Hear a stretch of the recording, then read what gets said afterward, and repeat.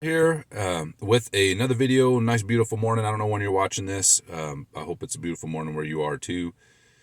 Wanted to talk today about I think a topic that gets a lot of controversy, and that is ice baths. To ice bath or not to ice bath? That is the question. What do I think about it? Well, before I get into that, be sure to subscribe to my channel and like this video if you end up liking it. Be sure to check out my growing library of videos. I don't know how many I've made now over the years and different. You can see me age. I've made them long enough now. That's how you know you made enough videos that you can like watch me age. And by the way, speaking of that, you know who you are out there. You asked me how old I was and was very kind to say I did not look as old as I actually am. So I appreciate that. Like they say, flattery gets you everywhere. So anyway, let's get what about ice baths? What about ice baths? What, are they good? Are they bad? And I'm going to talk about some recovery stuff in some videos ahead here too, because I think this is a topic that's kind of gets into the supplement world as well. Lots of questions in this area. Let me say this first when it comes to recovery. Okay, first and foremost, if you're not, this is the major and minor. If you've watched my other videos, I'm big into talking about the major and the minor problem. And that means we spend so much time and effort on maybe the last 2 to 5% of whatever we're interested in, like recovery or getting bigger or whatever, which could be the same thing, right? That we forget the other 95% or so.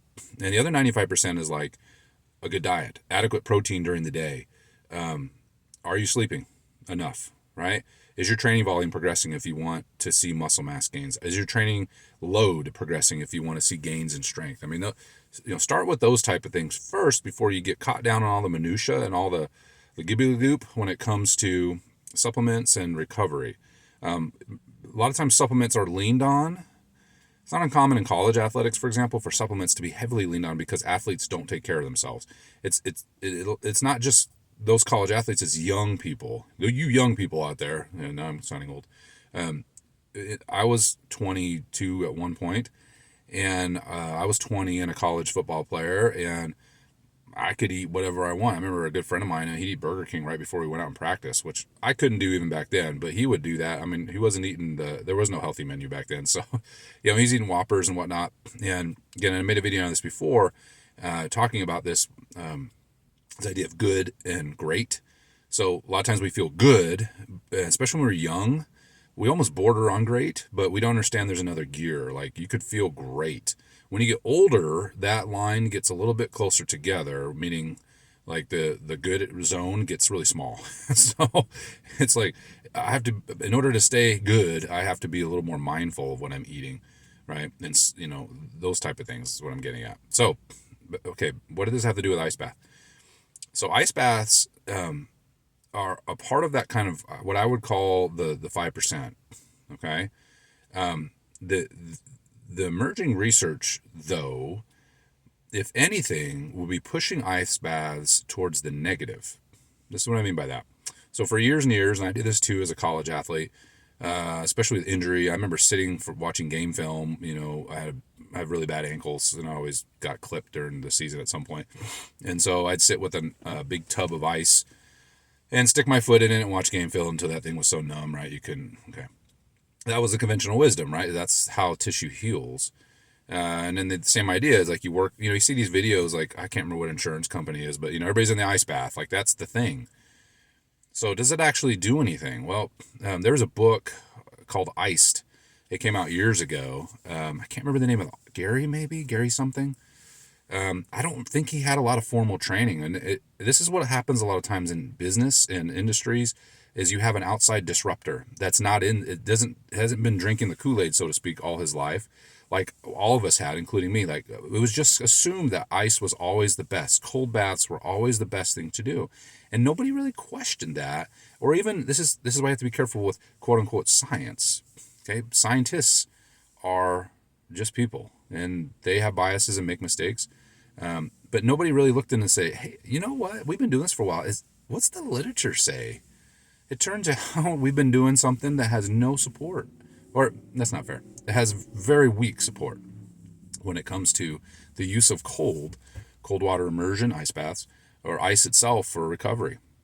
In fact, the literature that's coming out now says that in terms of like a training program, if you're going to lift for like 12 weeks and you want to see gains in muscle size, it may in fact be detrimental to take these ice baths.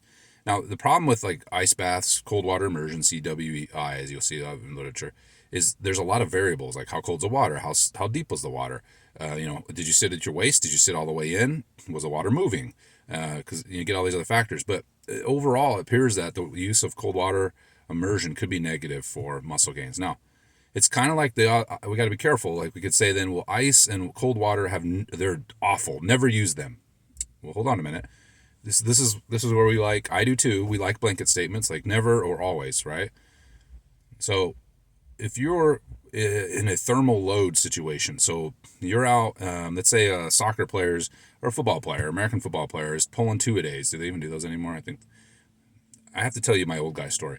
When I was in college, this is the last year, it really was, the NCAA allowed for 2-a-day practices, full pads. My junior season, we did, I kid you not, and this may be some of you, maybe I can beat that, fine.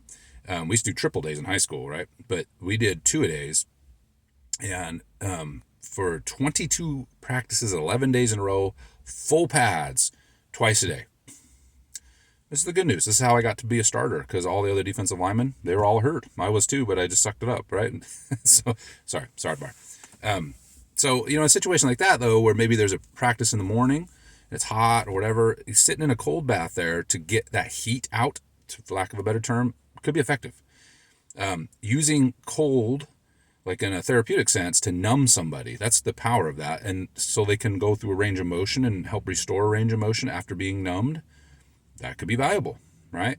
Using contrast, cold and hot, may be valuable in certain situations. Don't use the shower technique. It doesn't appear to do anything. Makes you feel better. There is that factor I just mentioned, though. It could make you feel better.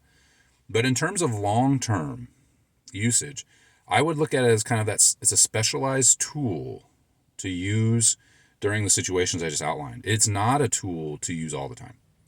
So if you like cold baths, that's cool. Haha, pun intended.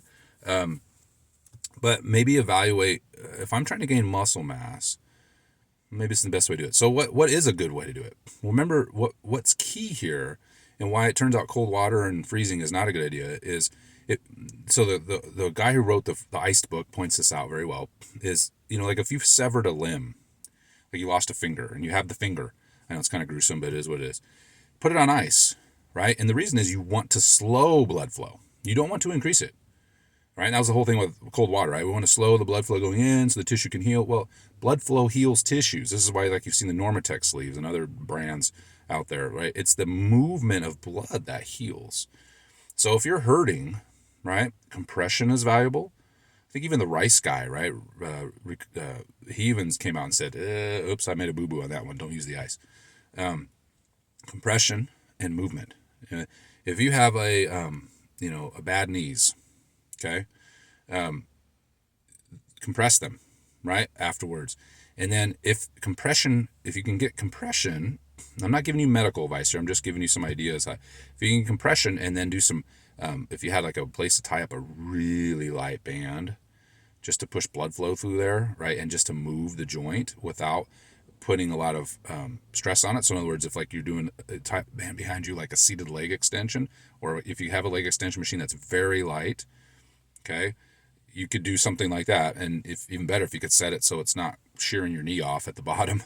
But the point is that you do some sort of movement, right, that promotes blood flow. You see this in baseball. I'm going to finish this up. I know I'm getting on 10 minutes. Is, instead of, like, back in the day, the conventional thing was a starting pitcher would ice the crap out of their shoulder afterwards and then they'd slowly come back. Well, now they do a lot of really light band work after pitching to get blood flow in there, because blood flow heals. Ice does not. Ice actually stops the healing. It makes you feel good, but it stops the healing. Okay? And so blood flow is the way to go. Compression and blood flow. Compression and blood flow. Okay? My example of the leg extension may not work. You're like, my knees hurt really bad. I can't do. Fair enough. Okay?